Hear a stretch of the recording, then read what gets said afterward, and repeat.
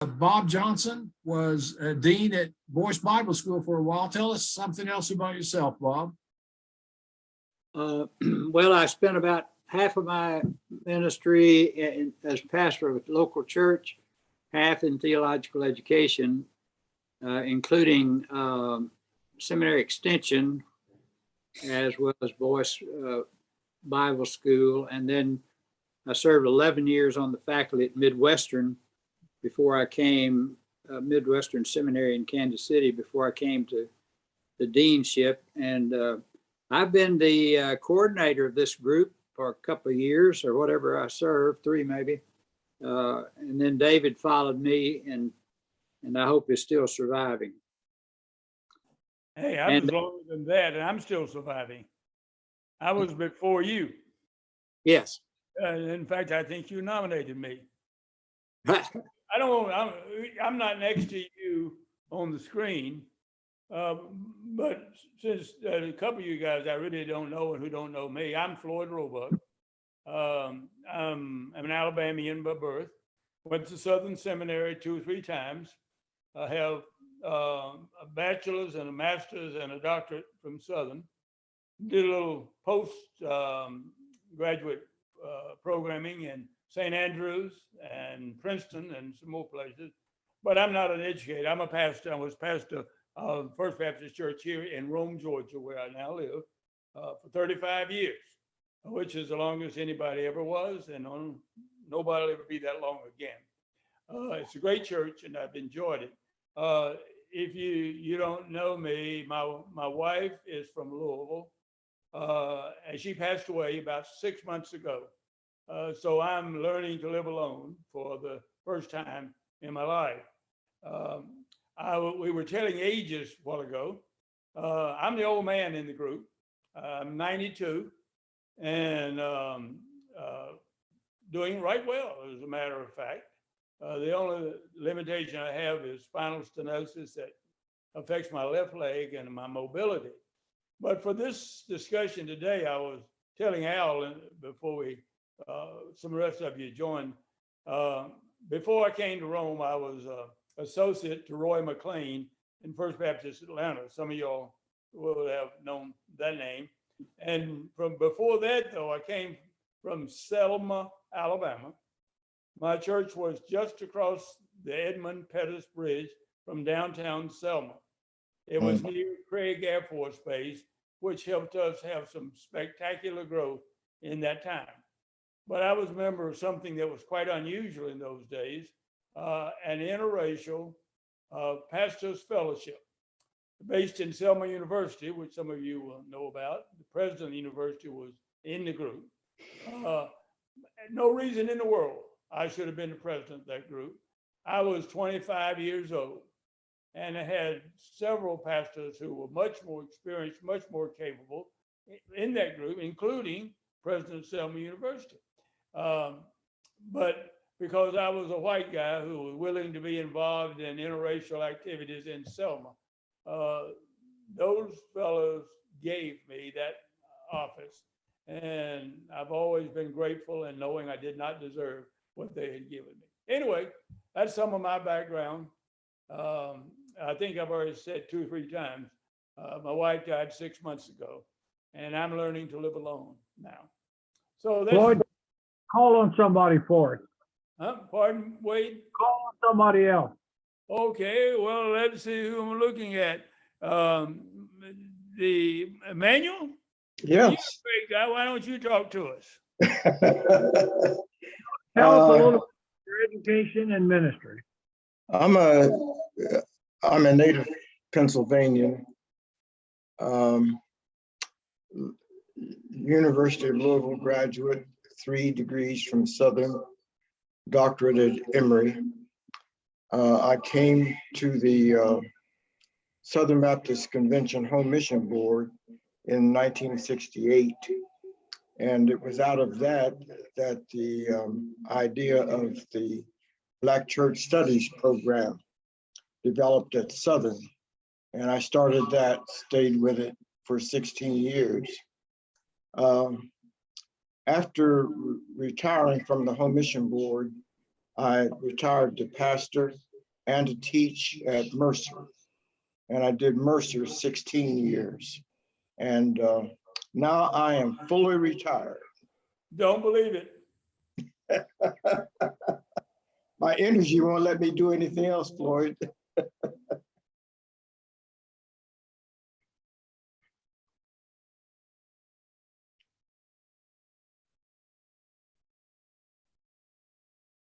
Lee, would you pick it up? You're muted. You're muted, Lee.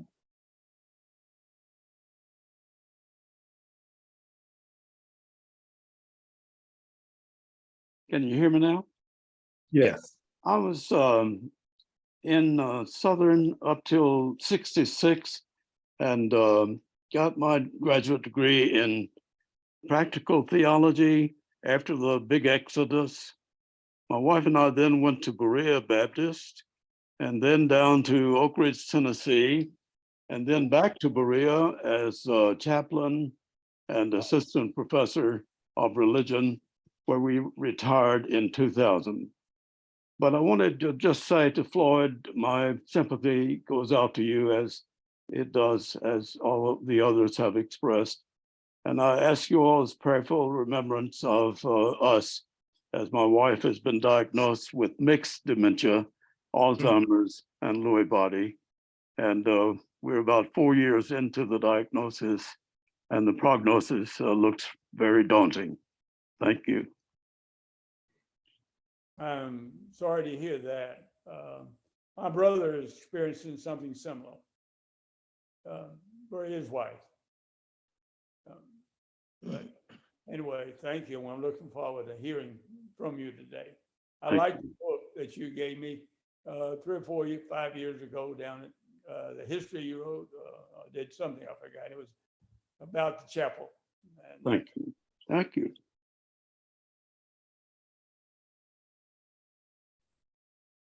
Well, I'll go next. I'm Andy Rawls. I worked at Southern for 40 years on the library staff doing technology kinds of things, but I also have an MDiv and a PhD from Southern in church history. And I'm retired. I retired in 2007, and my wife and I have spent summers traveling in our camper. We just got home from 12,000 miles and 73 nights on the road, traveling across Canada. It's nice to be retired. Larry McSwain, will you introduce yourself briefly? You're muted, Larry. Larry, you're muted. Thank you. The most distinctive thing I can say is I'm the only guy in this group that was ever Floyd Roebuck's boss. oh, you were a mean man when that was happening. Hey. My first job of teaching was at Simmons University. Yep. That way I sent you a And text. I got a call as a result of a recommendation from Henley Barnett to teach Christian ethics. And I was honored to get to teach 4 students, all of whom were more experienced and older than me. And after 1 semester, Dr. Holmes, the president, asked me to be the dean of the school, which I knew nothing about how to do because we were trying to get Bible accreditation. And we worked on that. And I look back and marvel at the joy that I had to have that opportunity, along with the one night I marched with Martin Luther King in Louisville. So I'll stop with that. Larry was our provost and dean and has done many, many things at Southern. Charles Chandler? You're muted.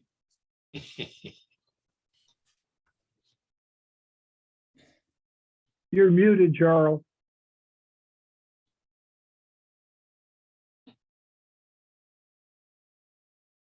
Okay, is that better? Yeah. All right, what do you want? Name, ministry. All right, Charles Chandler. and served as a pastor for 44 years. The last 10 of that was on a limited basis. I had started the Minister to Ministers Foundation. And after 10 years, it was a small congregation, new congregation, and really probably the most, Betty and I both think of it as our greatest, most joyful ministry experience. And retired from the Minister and Minister Foundation after 22 years, at age 81, and that was soon be 6 years ago. Yeah. But I haven't, I guess, totally quit. Last year and a half, I have been an interim at a church 60 miles south of Richmond, right straight down the interstate. In fact, it takes me 61 minutes to drive the 60 miles. And it's just for preaching, though I did tell them I would make hospital visits of any of them who came to Richmond. So I've thoroughly enjoyed that. I don't attend any business meetings or know nothing about what's going on along that line.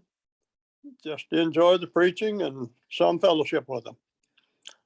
The other, we need to move on. The other Larry? I assume you're Larry speaking DeBoer. of Larry DeBoer. Yes, I am Larry. I'm retired in Oak Ridge, Tennessee, where I was a pastor for 30 years, 2 different churches. Lee and I are companions in mischief in Oak Ridge these days. I was in Louisville, graduate school with Larry McSwain. Matter of fact, we were in Southwestern Seminary together as well before that, and got my doctorate from Southern Seminary, and taught 1 semester systematic theology there while I was a pastor at Butcher Park Baptist Church. We recently visited Butcher Park, and they have a Kentucky seminary pastor now, doing a very good job. Yeah. Tom? Are you speaking to me, Tom Fanning? Yes. All right. Thanks, Wade. I'm pleased to be with you all today. I was at Southern Seminary from 1960 to 63. I'm a member of this group because Roy Woodruff invited me to be. Roy died 3 years ago, this coming January, I believe. And certainly his death was a loss to all of us. But my first ministry out of seminary was as a Protestant chaplain, a clinical chaplain at Mississippi State Hospital, actually in Whitfield, Mississippi, but just outside of Jackson. And after 3.5 years there, Roy Woodruff, who was director of religious studies at Bryce Hospital, the mothership hospital of the Alabama mental health hospitals, Roy offered me a job, an opportunity to join him. And it was the best thing that ever happened to me because it brought me to Tuscaloosa, Alabama in 1968. My wife and I have enjoyed the entire time here, and our 3 adult children all grew up here. I served in a capacity as a clinical chaplain at Bryce until Roy left, and then I was appointed as interim director of religious services. And I was promoted to be director of religious services, and with the help of a federal court order coming from a great federal judge we had here in Alabama named Johnson, Judge Frank Johnson, I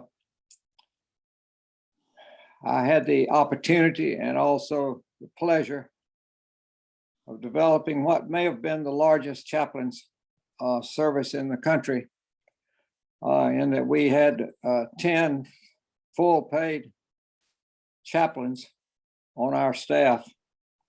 at the time we reached our peak. Mhm. But after, I guess, 12 years of working in religious services, I was offered opportunities to move into administration at Bryce. And I did that. And then continued that until 1996 when I retired. And somebody has already said it, but retirement is a great time in life, and it opened up to me the opportunity to do a lot of things of a volunteer nature that I have thoroughly enjoyed. Also, my wife and I have traveled a lot. But I'm pleased to see the faces of a number of names here that I've heard for a long time. I know some of you were friends of my good friend, close friend, John Lindsay, who was also a friend of Roy Woodruff's. But I am pleased to be with you. So Wade, I thank you for this time. Thank you, Tom. A little bit about our group, Lewis. We met for a retreat for years at Berea at Boone Tavern, and we would have a speaker to come and present a paper to us. The group started probably 30 years ago as a way to fund more liberal seminaries, Southern seminaries, particularly when the conservatives began to withdraw money and try to pressure people like Emmanuel McCall out of there. And they survived as we're a fellowship group, and we're called Friends of the Seminary. We had various speakers all over the decade, and it's our privilege. I didn't suggest you, someone else suggested you, but it's our privilege to have you come and share with us and challenge us today about the life and work of Dr. King. I would like to say just a word or two about Dr. Brogdon, one of my new friends and colleagues. He has brought energy to Baptist Seminary of Kentucky like we've never seen, and just recently helped bring $1 million grant, Emmanuel, to help us work with our field placement in Black churches. And we have a grant to do our Black church study program. Lewis has been an advisor to the Black Caucus in Congress.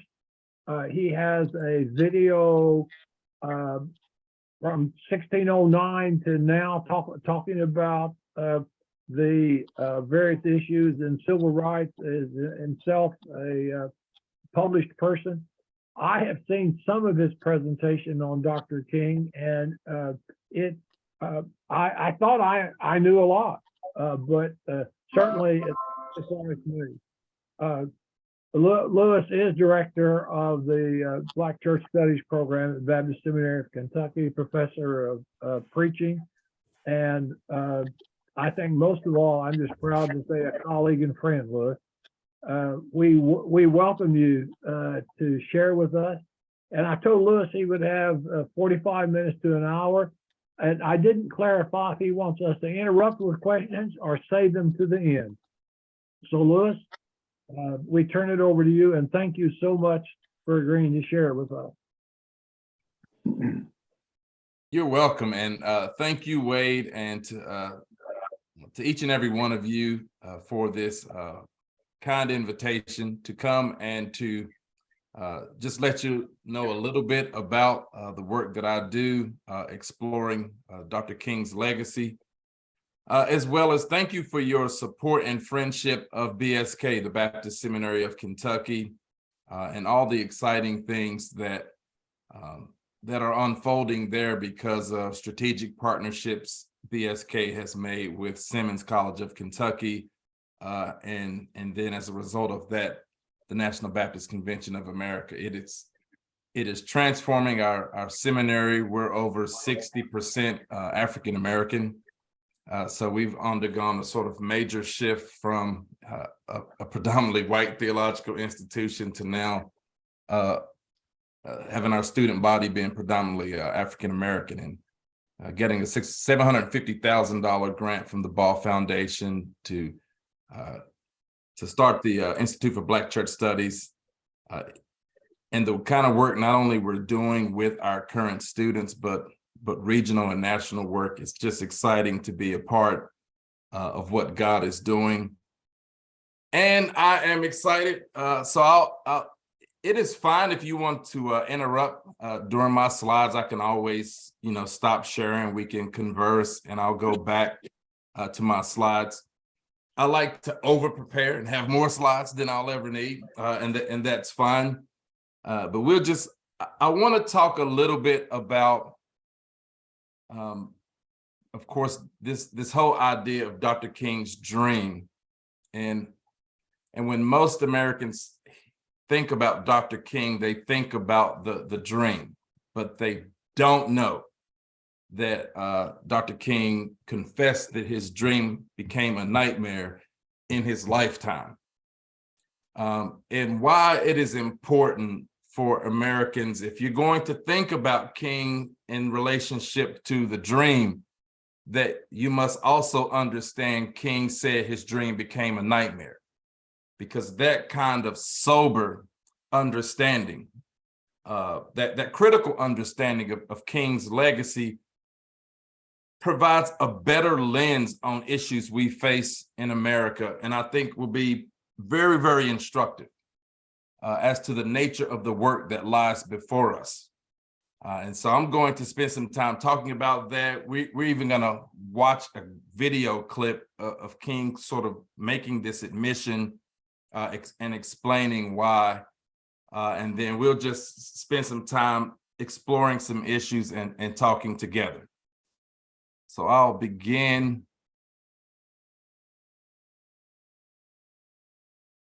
And the way I want to frame this afternoon's lecture, because really it's a two-part lecture that I do for a lot of nonprofits, colleges, universities, and other organizations when I do webinars. So I'll only do part one for you.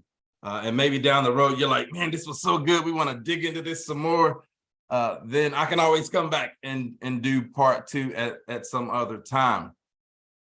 But to me, what is happening in America currently, particularly events that really began as far back as 2008, that are continuing to unfold, where we are witnessing the fracturing of America.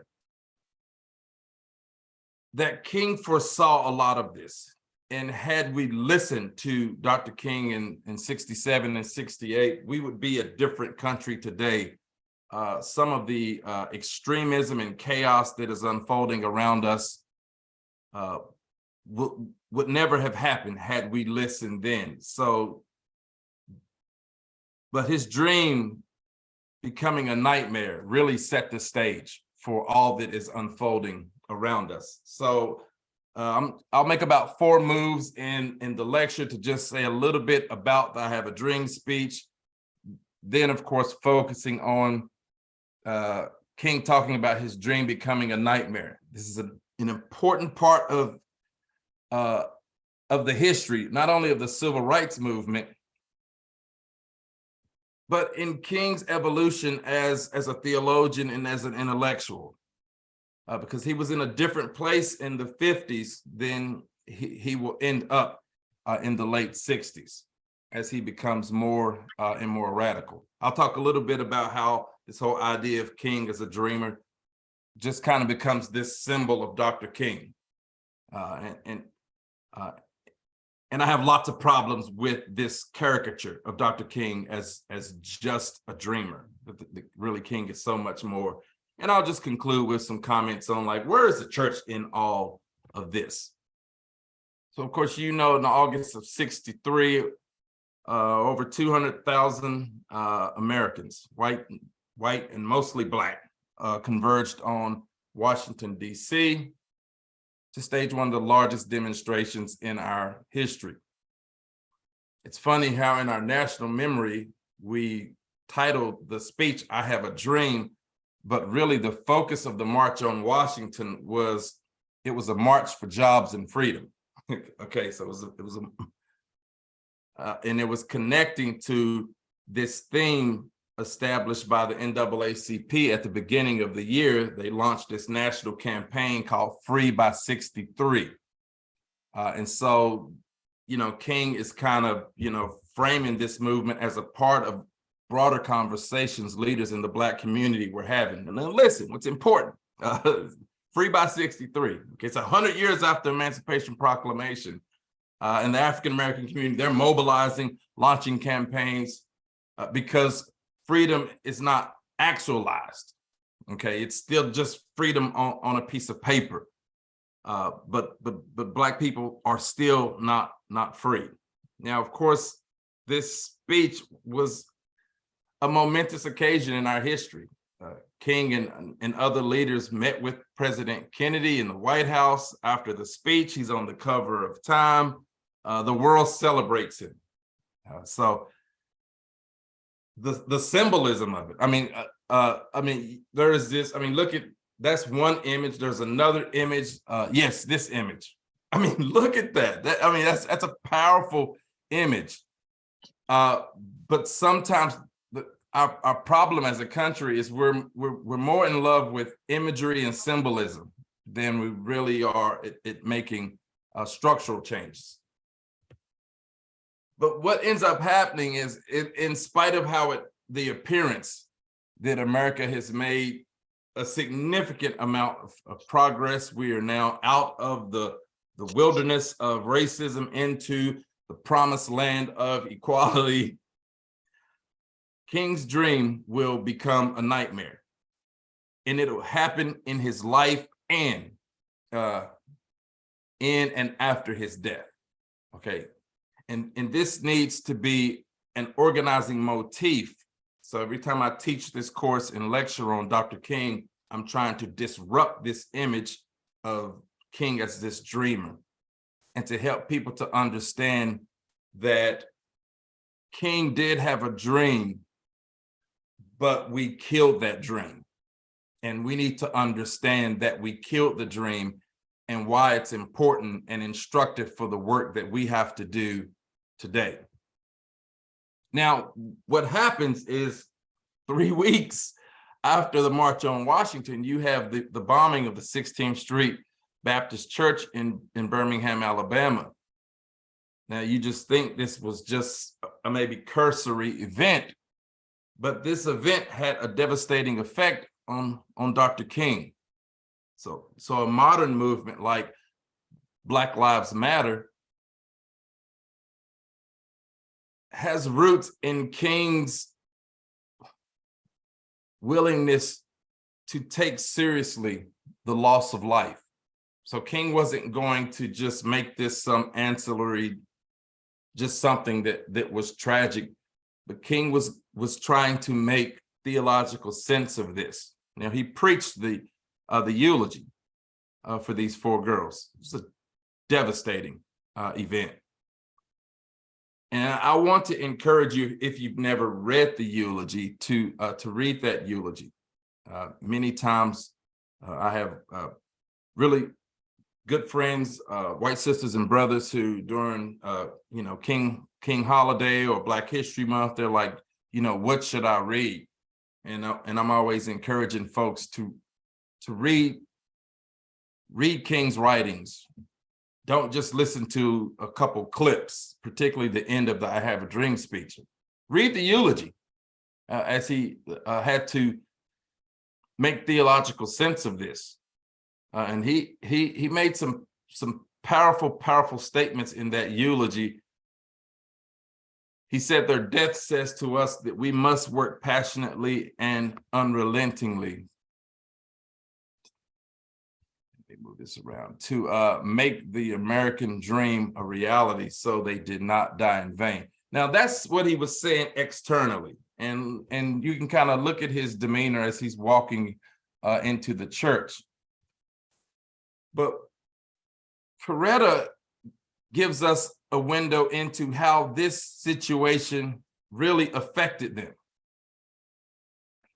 In her biography, My Life with Martin Luther King Jr. Okay, she says this event created a significant amount of shock for Martin. And it made him, and it caused him to reassess the whole situation. Okay, 3 weeks after his speech, he is having to reassess. Wait a minute. What was I saying? What does this mean? Coretta commented that they had underestimated the depth of white hatred. And if you were like taking notes, because this is what I would tell my students, I would also encourage them, beside that word white hatred, I would put silence and indifference. Because King is gonna talk about that you can't sustain systems of oppression at the level that we do without having hatred, indifference. Well, we're not supposed to talk about those, deal with those issues. We're gonna save souls. Or we're not gonna say anything at all, silence. So King begun to realize that it's gonna take some time before you see real change. And then of course, you get a piece of legislation passed with the the Civil Rights Act, and then you get the backlash. You get the long hot summer of 1964, where anytime there's a modicum of progress in the Black community, it gets met with an intense wave of what we call white backlash. And violence erupts in cities all over the country. The KKK began to sort of reassert their presence on the landscape of America. They began targeting, white businesses that are that have positive relationships with African American. 24 churches in the state of Mississippi were bombed. Okay, so the summer after, we have this wonderful speech, this powerful moment, you get a significant wave of white backlash, basically sort of reasserting, no, that America you're dreaming about, no, we're not going to let that happen. So a few years later, on the sermon he's preaching at Ebenezer in 67, as he's reflecting back on what has transpired, 63, 64, 65, 66, he says this in his sermon: I must confess to you today that not long after talking about that dream, I started seeing it turn into a nightmare. I remember the first time I saw that dream turn into a nightmare, and then hear the language, first time. Implication being there will be other things. Just a few weeks after I talked about it, it was when 4 beautiful, unoffending, innocent Negro girls were murdered in a church in Birmingham, Alabama. Okay, so he took that seriously. And then months later, in May, he is, which is what previously he does an interview with NBC News where he talks about his dream becoming a nightmare. Now, I want you to actually watch a clip from this.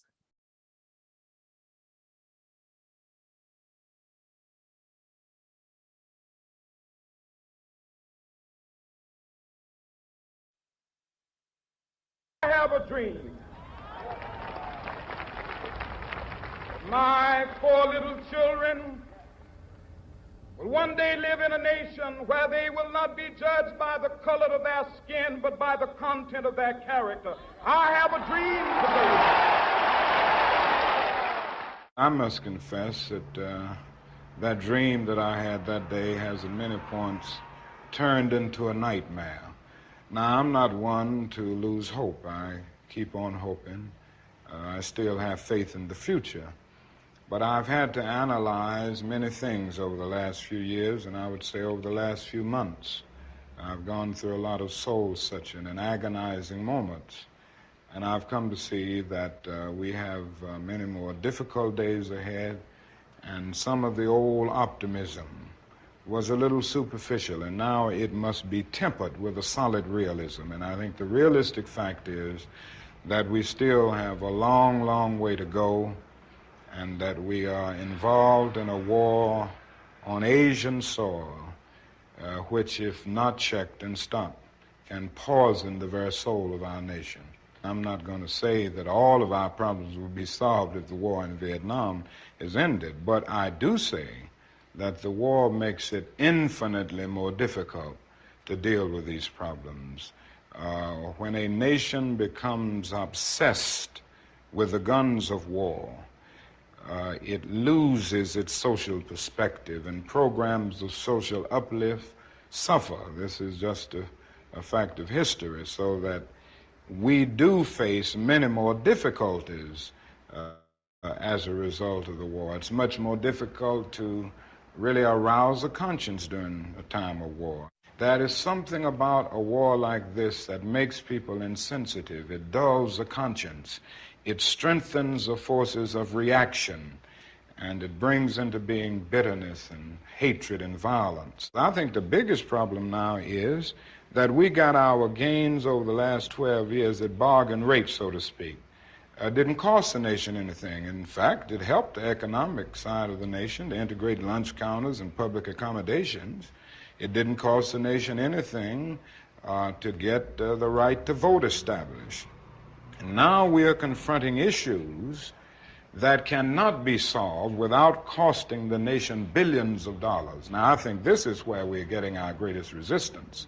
They may put it on many other things, but we can't get rid of slums and poverty without it costing the nation something. I feel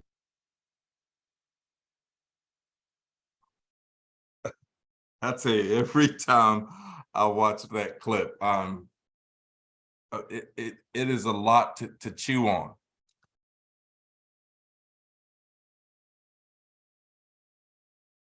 Let me go back to this. Now, I'm a trained exegete, so I wrote my dissertation on Paul's letter to Philemon. So, you know, I'm all about paying attention to what you see in the writing and giving some attention to what King just said. Now, of course, the bomb that he drops is that he confesses that his dream had, in many points, turned into a nightmare. But when you hear that language of going through a lot of soul searching and agonizing moments, I think it's important to pay attention to that language. When he's talking about some of the old optimism was a little superficial. I think that's a significant point, because what he is getting at is he is making a specific allusion to the end of his I Have a Dream speech. Okay. And the irony of what America is gonna do is the very thing King said was a bit superficial. America is going to latch onto that, create this sort of caricature, that was the be all end all. That was all that King stood for, without really understanding. Yes, King had that dream, but based on how the country responded, and when we say the country, people and our institutions, including many churches, they were not interested in living into that vision. That dream of his became a nightmare. Now, he did not give up hope. He still continued to work and to push, but he realized these things aren't going to happen for quite some time. All right. So instead of America having that kind of sober understanding, it creates this caricature.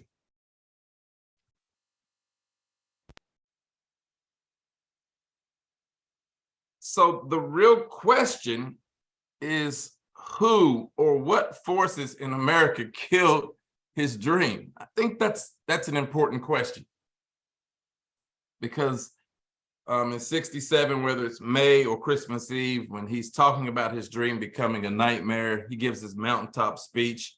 Of course, the night before his assassination, King is assassinated in Memphis.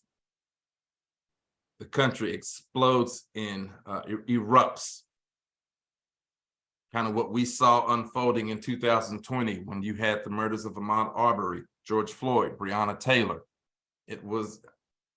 That happened in 68 after King's assassination. So after his death, this dream becomes this symbol and an organizing motif for King's work.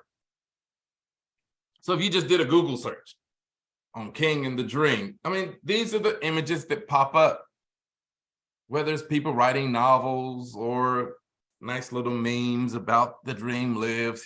He had a dream, so what's yours? America, dreams can happen. Okay. Now, someone in the Black community actually saw this coming, Carl Wendell Himes. And he wrote this where he basically says, and he wrote this after King was assassinated. He says, now that he is safely dead, let us praise him, build monuments to his glory, sing Hosanna's name. Dead men make such convenient heroes. They cannot rise to challenge images we would fashion from their lives. And besides, it is easier to build monuments than to make a better world. So now that he is safely dead, we with ease consciousness will teach our children that he was a great man, knowing that the cause for which he lived is still a cause, and the dream for which he died is still a dream, a dead man's dream. And what's interesting about the sort of caricature is to pay attention to the parts of the actual speech that get ignored, the parts that are forgotten versus the parts that are remembered. So even with the creation of this caricature, King was a dreamer. You know, that speech is that's the best way to understand King's body of work.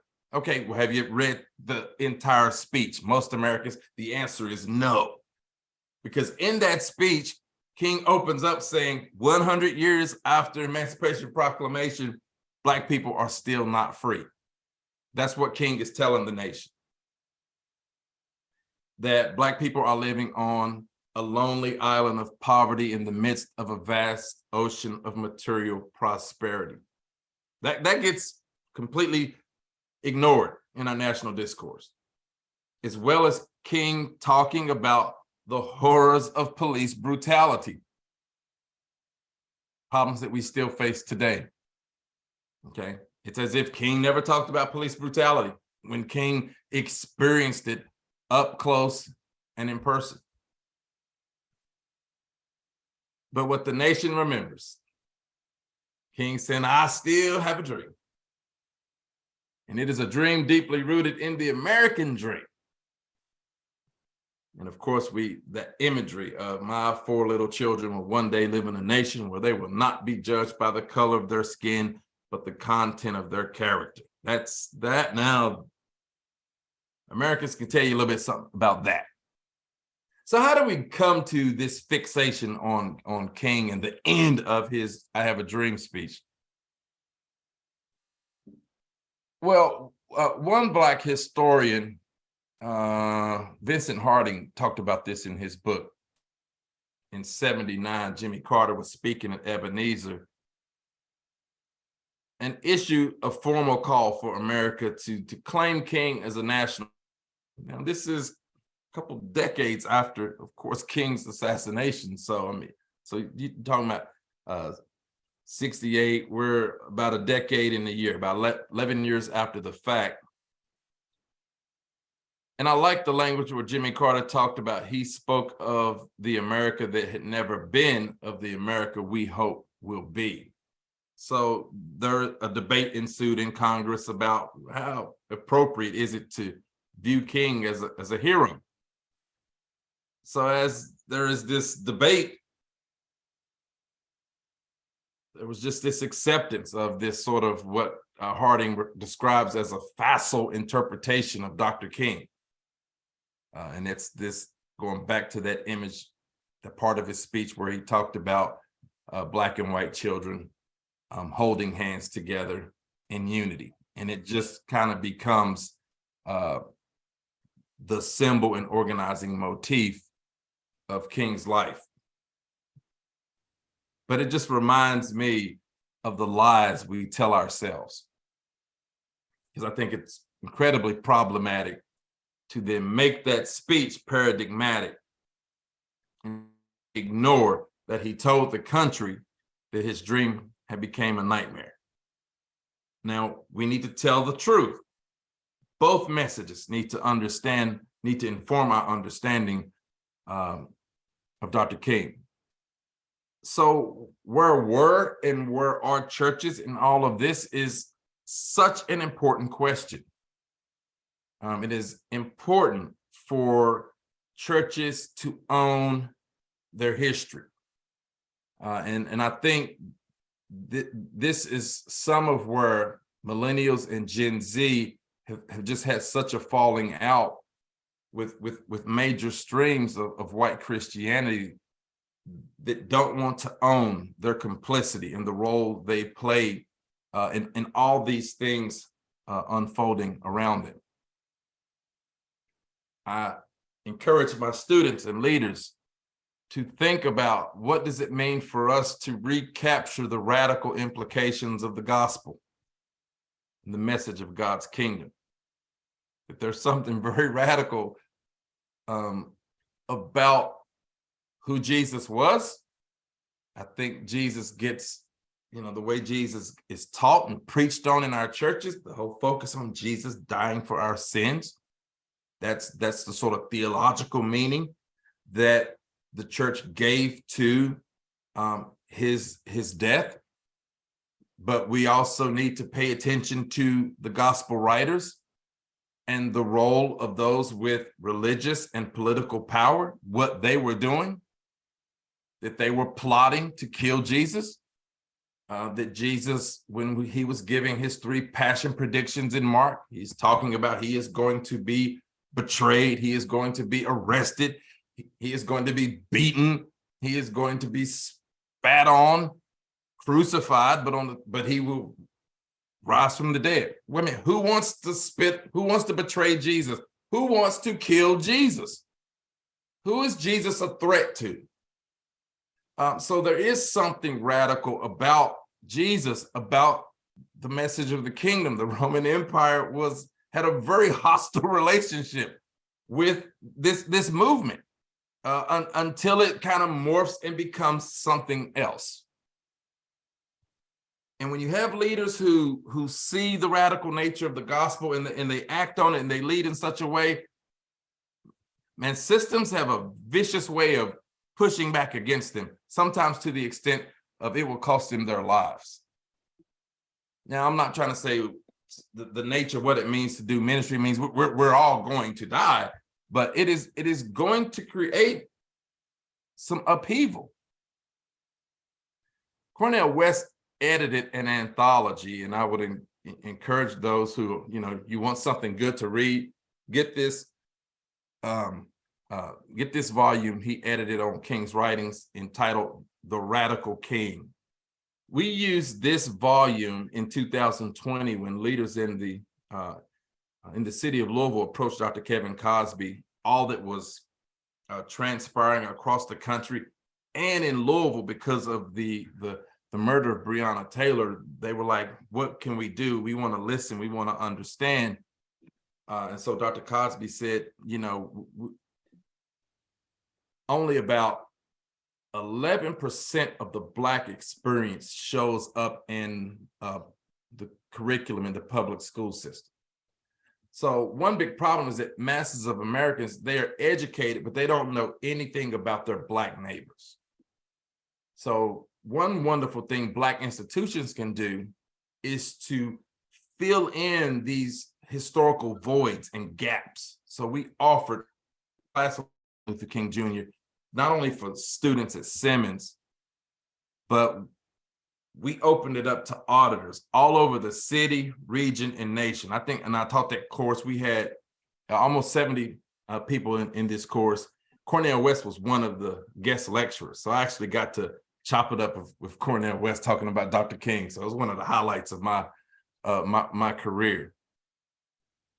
But West asked the question, does America have the capacity to hear and heed the radical king, or must America sanitize King in order to evade and avoid his challenge? That is a powerful question, because the country really decided what they were going to do. They sanitized, they created this caricature.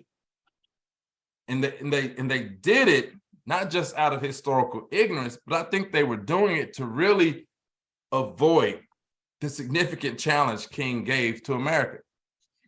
Because if you go back to the history, 63 through 68, King becomes more radical. As you start thinking through the implications of the gospel, it is going to require significant changes, not only in your personal life, but in how we order God's world. So King starts off very, very optimistic, believing in the American dream, but he sours on America.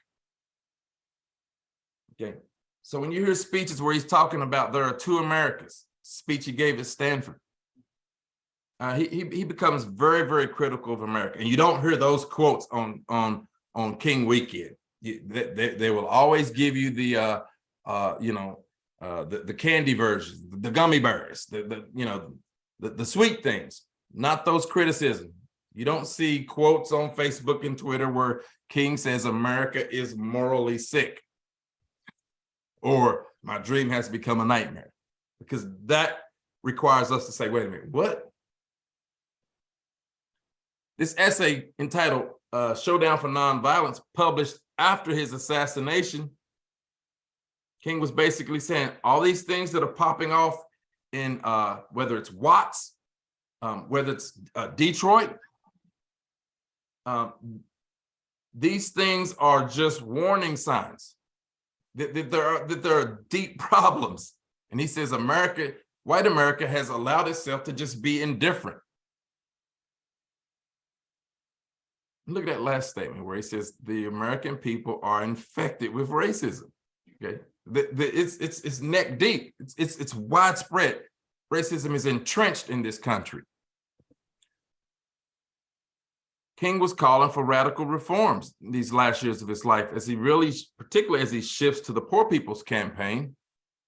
He was talking about we need a revolution, not a revolution with guns and violence, because King was into nonviolence. He said we need a revolution of our values, that the values of this country, that there's a real moral sickness in this nation, that we need a reconstruction of our entire society.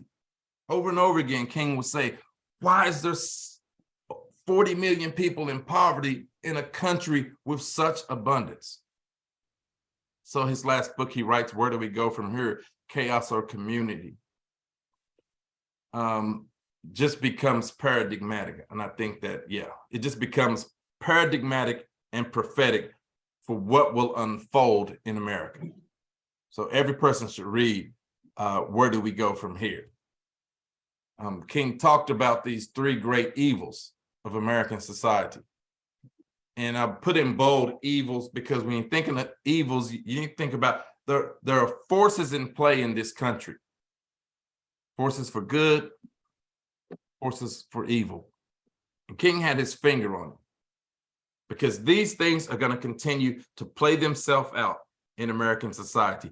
And it all just kind of comes to a head when that Black man gets elected as a president of the United States, and all that begins to unfold in America ever since 2008. We're still feeling the effects of that today. So where's the church in all of this? I think it's important to recognize King as someone who is a prophetic leader. That when you study the biblical prophets, whether you're looking at the profile of a prophet who speaks truth to power like a Moses,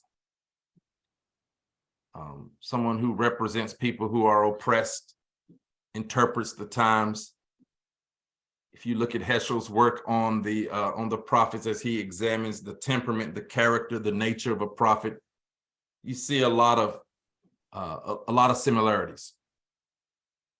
But what did America and many of its religious institutions and leaders do? They rejected this prophetic message. And what happens in prophetic writings when God gives the invitation, but it is met with a no? Well, then things sort of play themselves out in a tragic and a devastating manner. And this is exactly what we're seeing. So this is why I've been doing a lot of writing and research that's speaking into some of those things.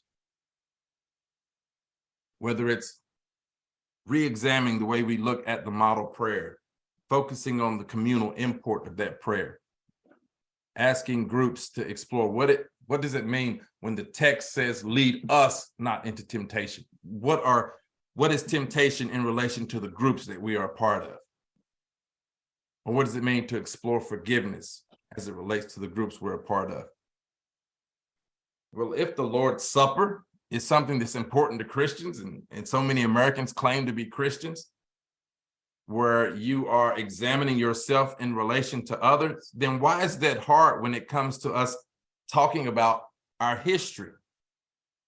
Where are the Christians leading in that conversation, that it is actually Eucharistic to tell the truth about our history and our national character?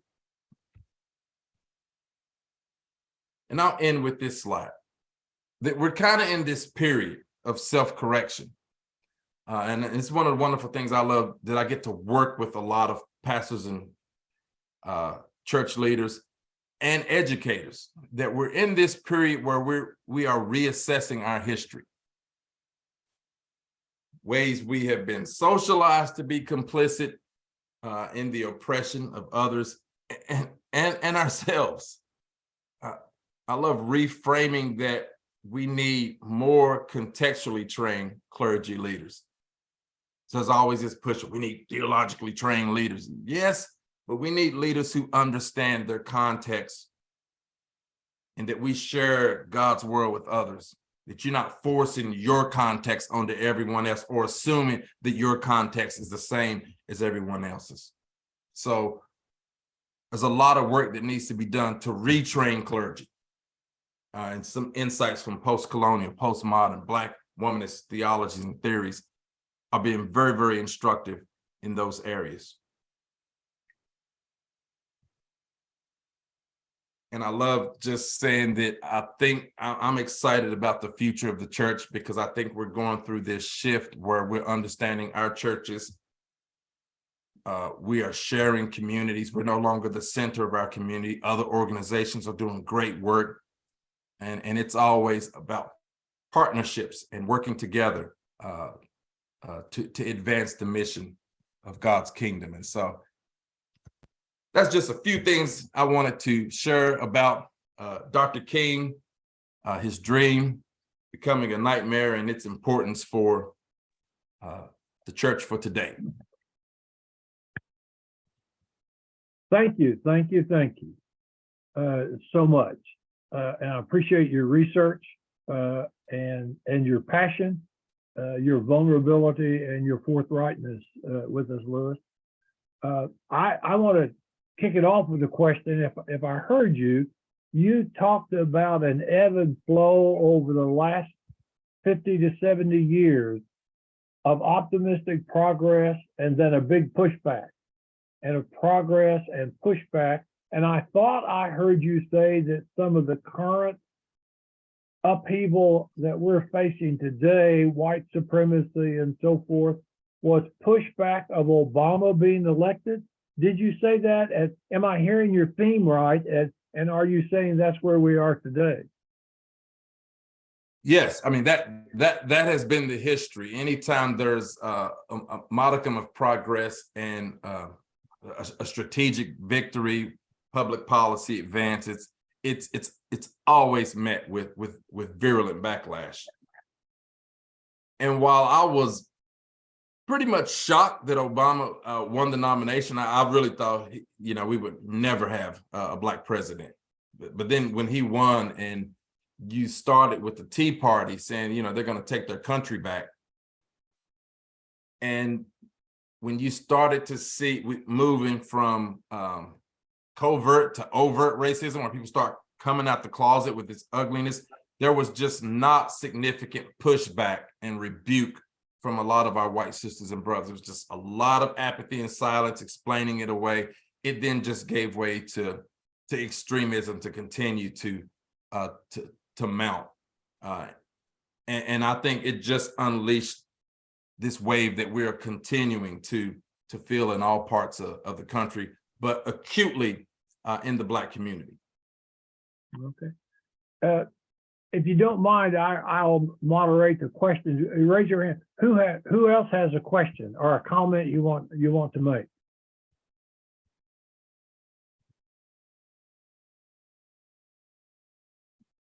Go ahead, Lee, and then Tom. What do you surmise that Dr. King might say about the insurrection at the Capitol on the 6th of January? Wow. Yeah. That's a great question. I hear an echo of what he was in his last book, Where Do We Go From Here, Chaos or Community?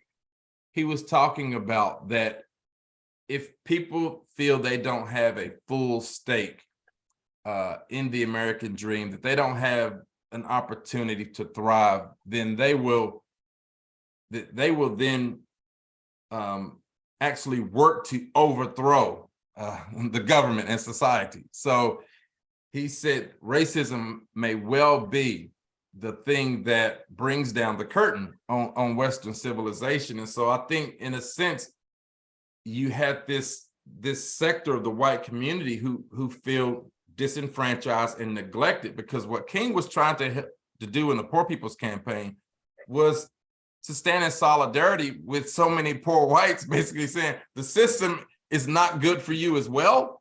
That's why we need to restructure society, because then you get them attacking the Capitol like this. And so I think King would be heartbroken, because when you're doing prophetic work, you don't want to see something like that play out, but you saw it coming. And when he talked about those three evils, and militarism is not just our addiction to war. It's how much we spend out of our federal budget to defend this system. It's how we've militarized our police forces. This having, that you see that playing itself out with issues of policing, but it's also how citizens arm themselves. And you saw that with the protests. Here in Louisville, we had Black and white militia groups, everybody with AR-15s, AK-46. I mean, and thank God, one person from one side did not, aim and take a shot, because then it would have been an absolute massacre. But you see some of this with our addiction to mass shootings and gun violence. So King saw these things kind of unfolding themselves. It was one of the reasons he did struggle with feeling sad and depressed sometimes during those final years, because he was hoping the response would be more receptive, especially because his arguments were moral in nature, and he was not advocating violence, but compassion. Tom, did you have a question? And then Larry. Larry DuBois. Tom, you're muted. Now I'm back with you, Wayne. I have a comment and maybe a question. But Louis, you mentioned about the 4 young girls being killed in Birmingham.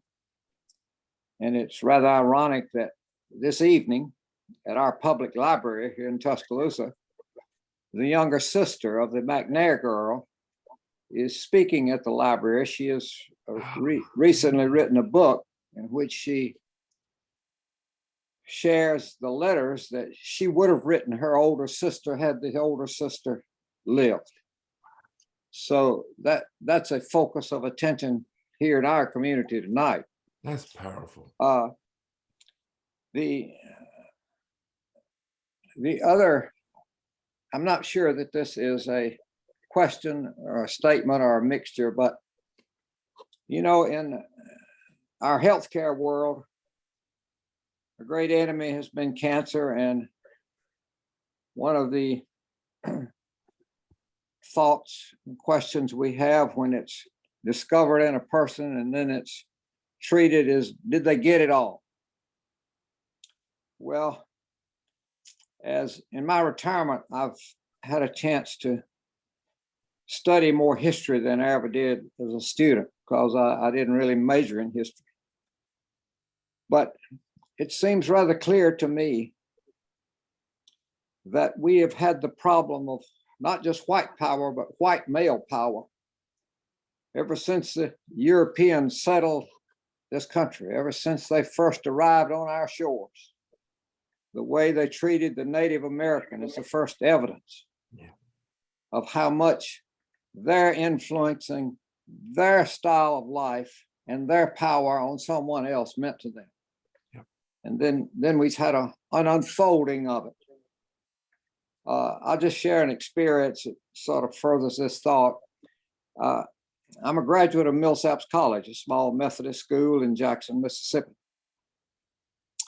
And in the 60s, 42 of the best trained Methodist clergymen left that state because of the stands they had taken on behalf of equality of people.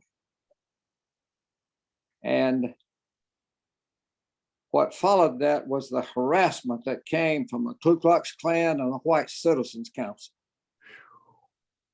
One of the things that I think fits in your citing that we have never taken a stand against certain things that have erupted in the battle for power is our churches and many other organizations never took a stand against the White Citizens Council.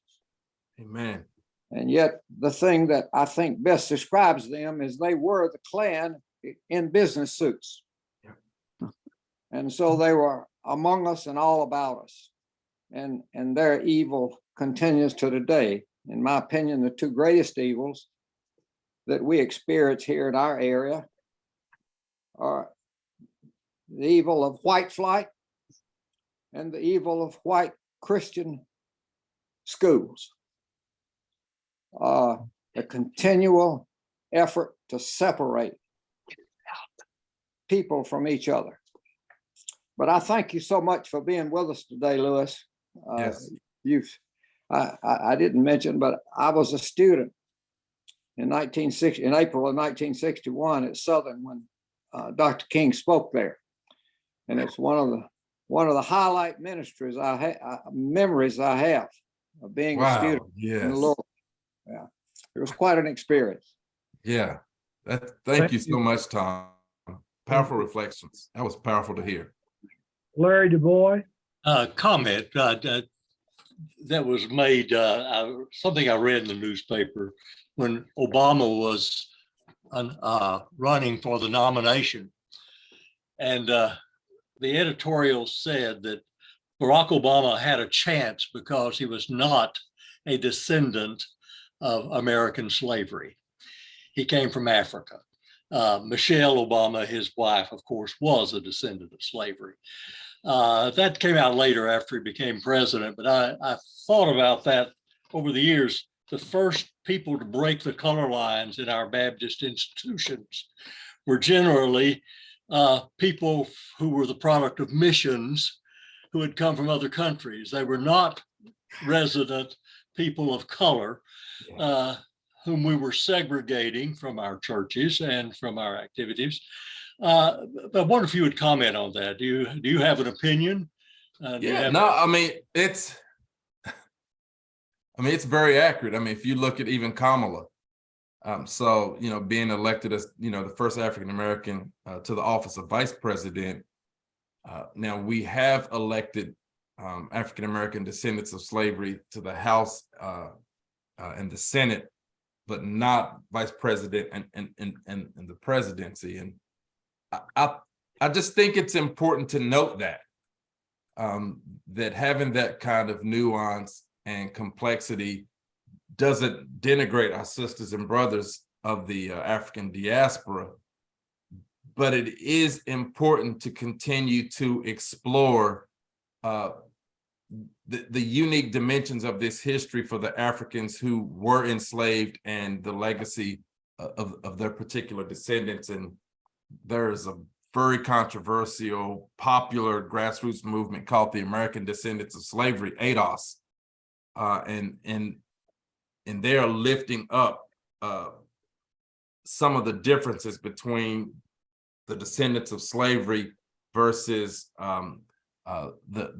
the immigrant community, and why it's important to understand the lineage in a complex way. Now, it's a hot topic because you have, if you have immigrants from Jamaica who came to America in the 60s, they're going to experience the same legacy. I've experienced since, and I was born in 73. But when you start talking about a reparations program, you do got to have some of those conversations. And so it is important to tease out and you can respect diversity while also nuancing and parsing out who are we really talking about. And if we were to enact a reparations plan, who are we talking about repairing? Well, reparations is really for the descendants who have been enslaved in this country and have been completely disenfranchised. You can history back, like for example, what happened in Tulsa, Wilmington, where every time you build up Black infrastructure, it gets destroyed. So we're talking about repairing that history and not all people of color. That's a more international platform that America would be happy to join other nations in. But sadly, having conversations, reparations, we'll have conversations when it's time to enact policy. We have a long way to go, sadly.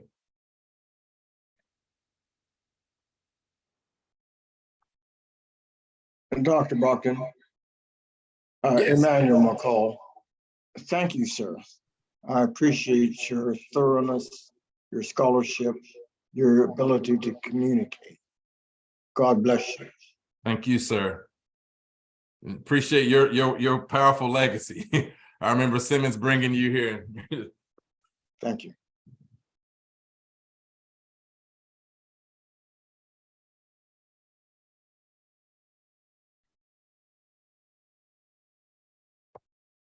Andy Rawls, did you have a comment? Yes, Louis, you said that we need more contextually trained leaders. Do you have suggestions for being able to do that in white churches and white schools? Well, I've had the privilege to follow the wonderful legacy of Dr. McCall, and I've started 2 Black church studies programs at predominantly white institutions. One, a PCUSA school, starting a Black church studies program there, and now here at BSK. And what both models do is it integrates the curriculum in a way where every student will take a course. They have to study history, theology, think about ministry outside their context versus a sort of assumption. Because I remember when I was introducing wanting to launch a Black church studies program, you will always have faculty like, well, we don't have white church studies. And I'm like, no, you actually do. You just call it a standard normative theological education. All we do is read books by people who are not like us. They're assuming the way they preach, the way they do ministry in their context is just uniform for everyone, versus being honest about your history, your culture, your context, and then entering into conversations with others about well, what are the contours of theology and ministry in your context, so that we all have space to come to the table with who we are, our unique histories, and opportunities to learn from each other, versus a model that's Eurocentric, that says the way we do it is the only way to do it. And so you have programs who are enacting these contextual programs because we're being honest about our starting point. We're not excluding. We're not saying if you're not in the Black church, you can't. No, we're just saying this is our history.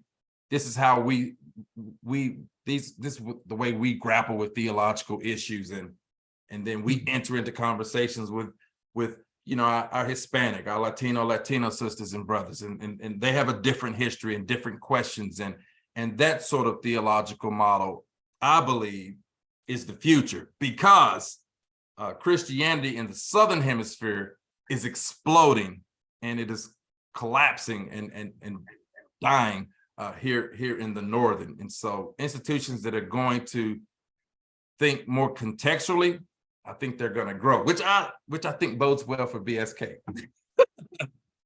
Because not only are we doing Black church, but we're trying to get into the Caribbean context as we speak, to help them think about the nature of ministry in non-US Black contexts. Andy Ross, two things we did at BSK. One was we took every syllabus of every class and looked at the textbooks we were using. Were they representative of the Black church in any way? We integrated into our curriculum, not as you don't take a course in Black church study, but every piece of curriculum did that. And in my case, 5 years ago, I asked an African-American pastor to sit in on every one of my pastoral care classes and help me understand how the context of my white pastoral care teaching might be different, and how if we're visiting a Black person in the hospital, how we might approach it differently. And I've been so blessed by Dr. Garchanian Hill that he was willing to do that with me for 5 years of my teaching.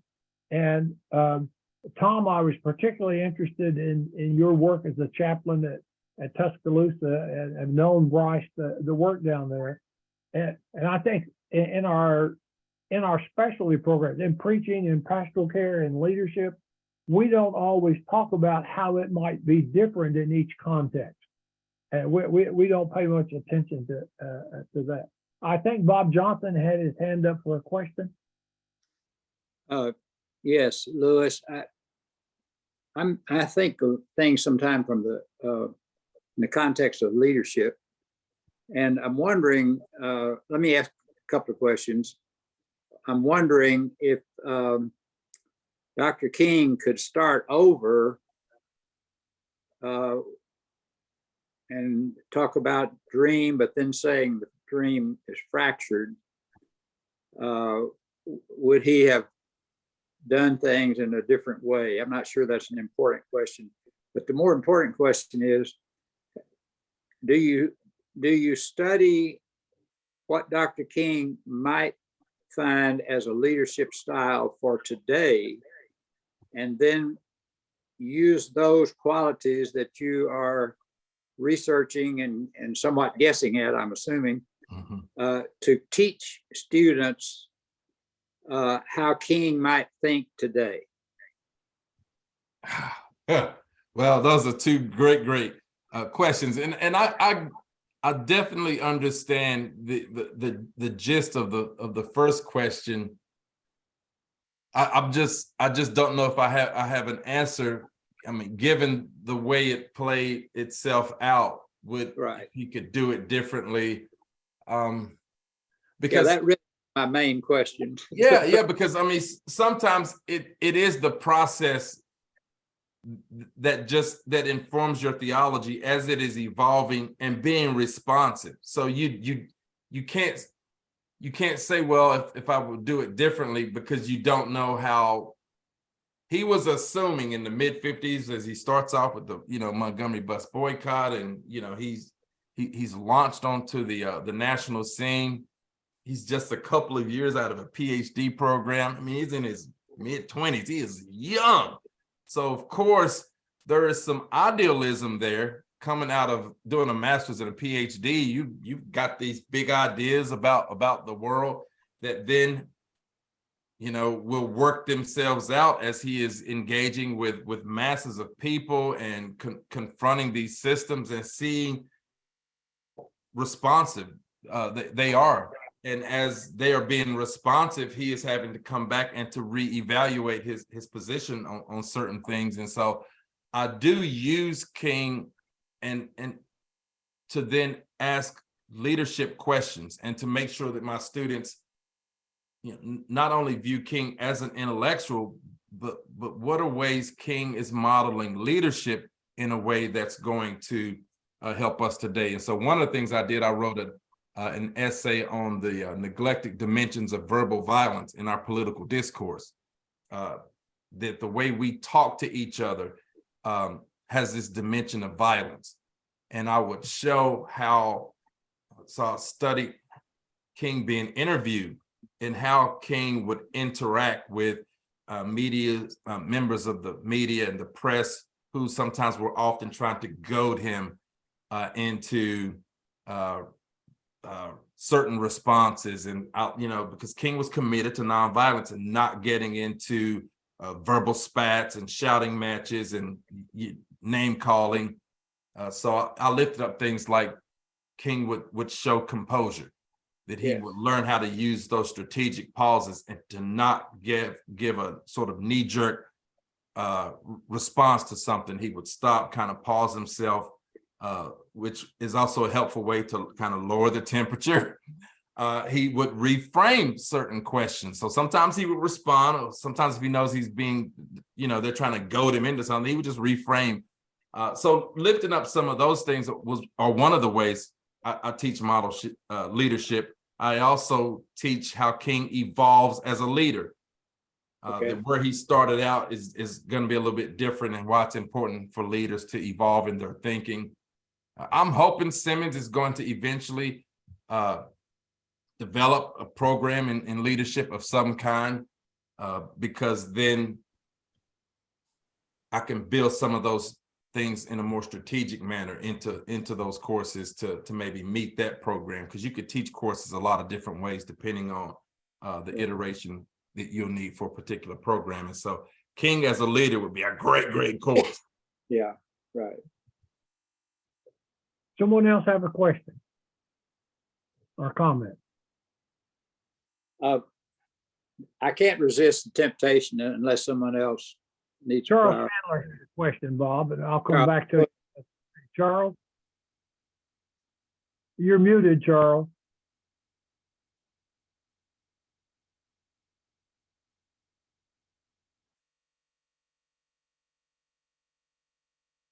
Your camera is nervous too. You're still muted. Charles, I think if you press your space bar and hold it down, you will temporarily be unmuted. Try that. If he's on his phone, it's on the lower left corner. You may need to swipe left or right to find it. There it is. Found it, thanks. I live in Richmond, and some of you will remember from history that back down the line, rather than allowing blacks to enter the public schools, they closed the entire school system down for 5 years.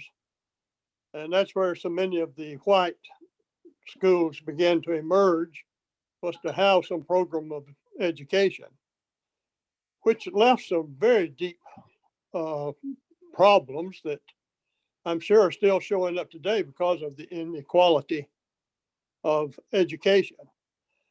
And because those white schools are still there, the city of Richmond public school system is really devastated, because it has basically brought back a little different form of racial segregation.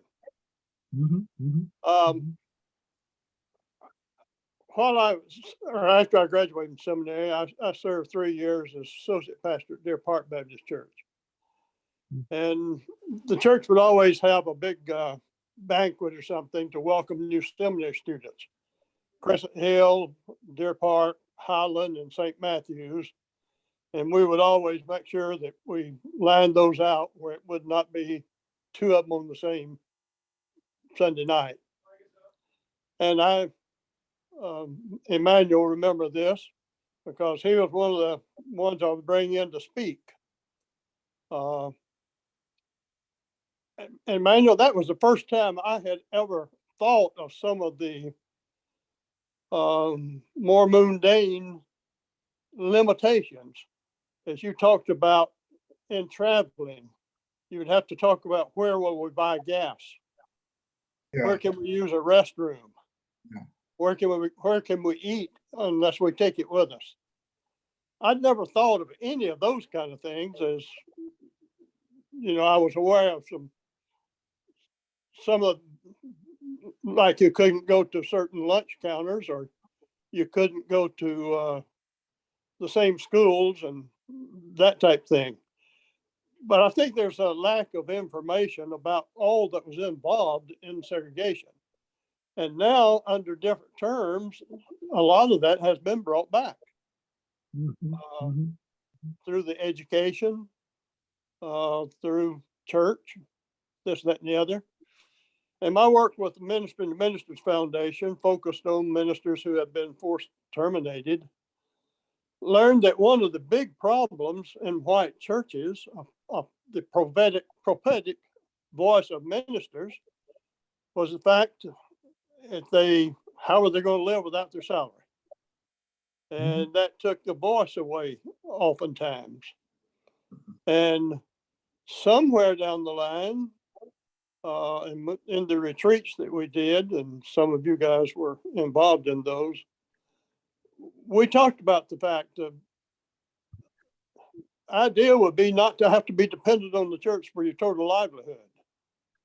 I had somebody, a lay person, wanted to attend one of the retreats one time. And afterwards, he was a strong leader in his large church. He pointed out, I've reached a decision here. I think it should be illegal for seminaries to grant agree to a pastor who doesn't also have credentials for teaching, in case he got pushed out of his church. That would give him a little more of a voice. And I know a lot of the Black tradition is that a lot of pastors also have other jobs. And that's more than just providing income. It also puts them out in the community where they're having to go back to if you're not there during the day. So I think there needs to be a lot of rethinking of the whole concept of theological education, dependency, the prophetic voice, a willingness to really lay it all down. And if you go back to the what Martin Luther King faced, you see a lot of that reflected in Isaiah and Amos and Micah. Sir. Some of these who had to lay it on the line and did lay it on the line, and of course faced the same result. It's a big problem. And I also discovered, living in Illinois for 18 years, that racial segregation is not limited to just the South. Some of the cities I lived in had deep racial problems in areas that university cities even. Yes. It's a big problem, and I'm very thankful for guys like Emmanuel and others who have been willing to devote their lives to making this a better world. Amen. And helping us to look beyond ourselves. Thank you so much, Charles. That's powerful. Thank you for sharing. Someone who hasn't spoken, have a comment you want to make? Louis, I have a question for you in terms of a resource. we've used and your response to it. I don't know how many of you know My Grandmother's Hand, talking about radicalized trauma and racialized trauma and what it does to our bodies, and how we start first with our response to persons of different color, and how we become intentional in doing that so that we might be more comfortable in leading our institution. And there's a chapter for white people only in here. And he says, anybody can read this chapter, but I'm really writing to white people. Such little things like if you walk into a store to buy something and you see two different clerks, check, do you always go to the white clerk? Or would you intentionally go the other way? When deciding to go on a trip, do you intentionally involve yourself in frequenting Black businesses as well as just going to the white business?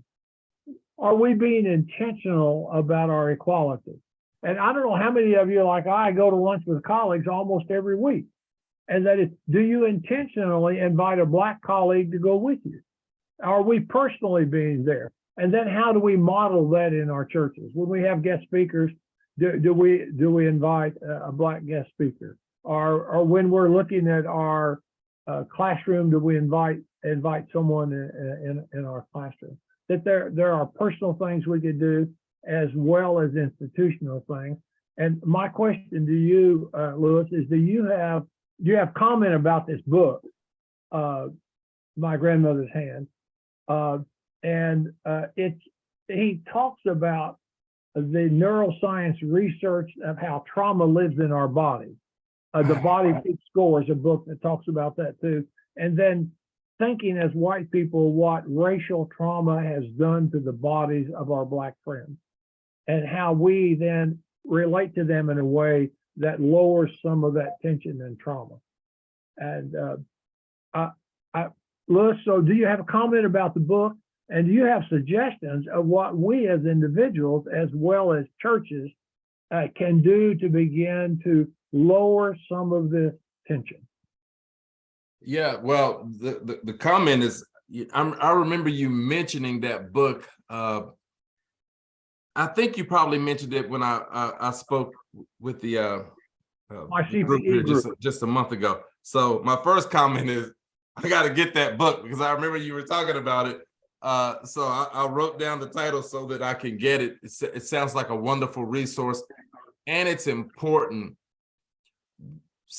When I'm working in a lot of white churches and white institutions talking about these issues, it's a New Testament term, but it's just been a helpful way to sort of disarm some of the obstinates and suspicion. And I just use the language of talking about, your African-American sisters and brothers as your neighbors. And of course, knowing that the New Testament talks about loving God and loving your neighbor, a part of loving your neighbor is getting to know your neighbor and to understand a bit about their history, which is why educational advocacy is so important. That what could help build some bridges is to understand a little bit where they're coming from. So anytime you can create platforms to educate our white sisters and brothers about their neighbors, that then can, I think, support some of those practical practices that a text like that would underscore. I would also, so anytime you could get a hold of one of those important texts that just will show you some practical things you can do, I think it would be very, very helpful. There's a book called Our Black Year by Maggie Anderson, and it talks about one family's quest to buy Black in America's racially divided economy. And it'll just help you to understand just how few African-American owned businesses there are. And if you wanted to patronize Black owned businesses, how how challenging that would be. And some of the data in the beginning would be very, very helpful for white sisters and brothers. Can you imagine what it would be like that you don't have any kind of entities to shop at that reflect who you are and your culture and your heritage? And resources like that are just of such tremendous value. So I appreciate you lifting it up, because the trauma piece is just a very, very important point that a lot of Black leaders are kind of talking about, the effects of this history on the Black community. And we do need not just people within our community, but also outside the community to understand the effects of that trauma and to be good neighbors. Okay. Louis, we want to respect your time, and I mentioned maybe an hour and a half, but I think we have a couple of more questions and it's lively. Do you have more time to stay with us a little while? I got 5. If I could do 5 more minutes. Okay, Lee, I saw your hand. As to what we can do, I have told my older son, who is our power of attorney for assets, that I hope he and the realtor can give preference to selling our property to an African-American family. And I would like you all's response to that. No, I mean, no, I love that. I mean, I love the idea of finding ways, because Black home ownership rates are, at the level of the Great Depression, and with the Black community not getting the benefit of a government policy like the Homestead Act, which gave millions of acres of land to white Americans, that then they were able to leverage to, and there are over 46 million white families who can trace their lineage of home and land ownership to that one racist piece of public policy. So anything we can do to begin to help African Americans, move out of getting out of the renter's trap and being able to own a home is fantastic. So yeah, that's a wonderful suggestion. Thank you so much. Larry McSwain, I think you taught at McAfee for quite a while, and didn't McAfee become almost 50% Black? And do you have anything to add about curriculum or education along these lines, or other suggestions? Actually,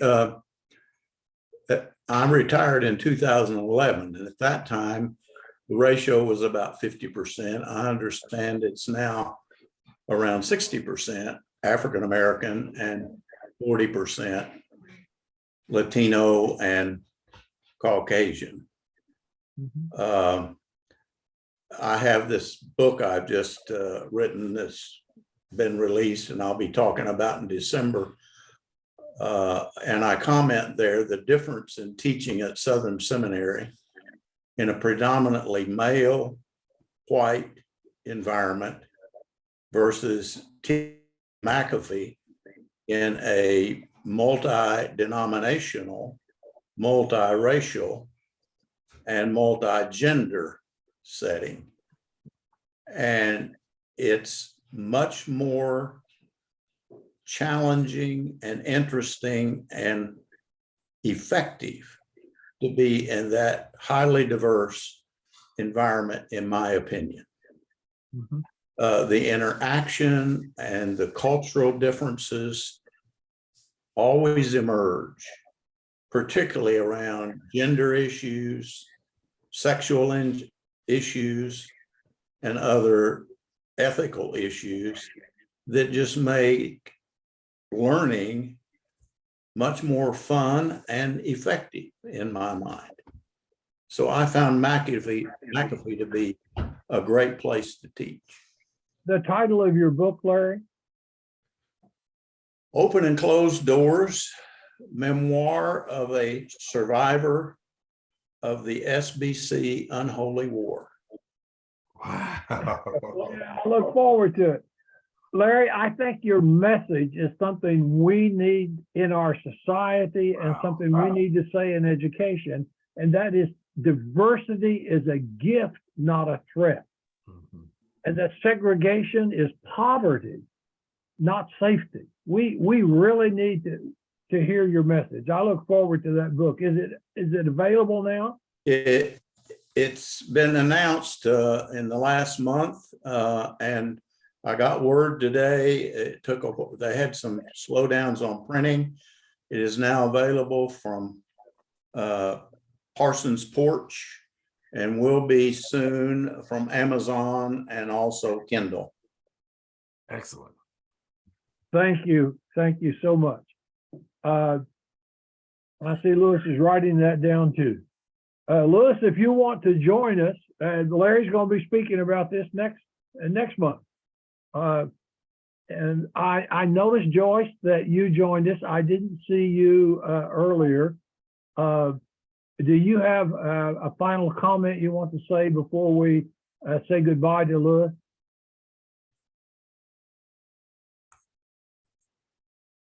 He's muted. You're still muted, Joyce. Can you unmute? It's usually on the lower left corner, the little microphone symbol. If you're on a phone, it's there too. On a phone, you'll have to shift screens.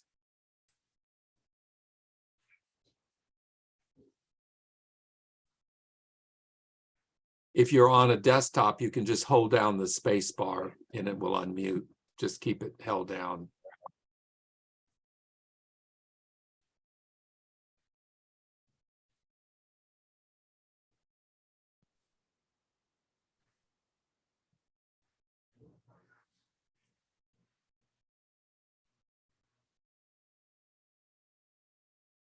Can you hear me now? Yeah, I kept pushing the space bar to no avail. I was late in getting here and I was so sorry, but it is wonderful to hear these perspectives. And I taught in a seminary in Latin America and in other countries, and we were a very diverse group also. So it's wonderful to see what is happening at the Kentucky Seminary. Thank you so much. So much, Joyce. And Lewis, I thank you so much for bringing your passion, bringing your heart, bringing your scholarship and your lectures to us. Appreciate you so much, and we thank you for coming to be with us. You're very welcome. You all have a wonderful afternoon. Thank you so much. Thank you. Thank you.